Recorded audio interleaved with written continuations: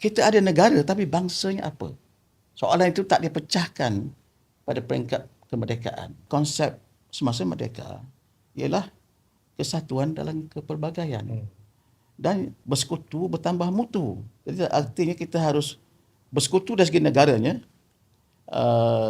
bersatu dari segi rakyatnya yang berbilang kaum, dan harus diusahakan ke arah itu untuk membina negara yang baru ini. Maka dalam pengisytiharan kemerdekaan oleh yang Tak Amat Mulia Tengku, Perdana Menteri yang pertama itu ialah mengisytiharkan sebuah negara baru, Persekutuan Tanah Melayu yang merdeka dan terdiri daripada rakyat berbagai kaum yang seharap bersatu padu supaya kita berdiri sama tinggi dan duduk sama rendah di kalangan bangsa-bangsa di dunia, dalam dunia yang penuh kekacauan dan gangguan. Ada lebih kurang begitulah isinya.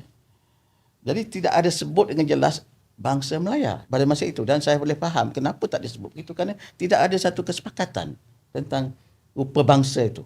Bangsa ini bermaksud identiti lah, identiti nasional. Tahun 57 sampai tahun 69 atau 70, 13 tahun lebih kurang begitu. Maknanya tumpuannya lebih kepada perpaduan antara pelbagai kaum. Soal pembinaan bangsa itu dalam arti kata ialah pembangunan masyarakat lah, masyarakat yang bersatu padu.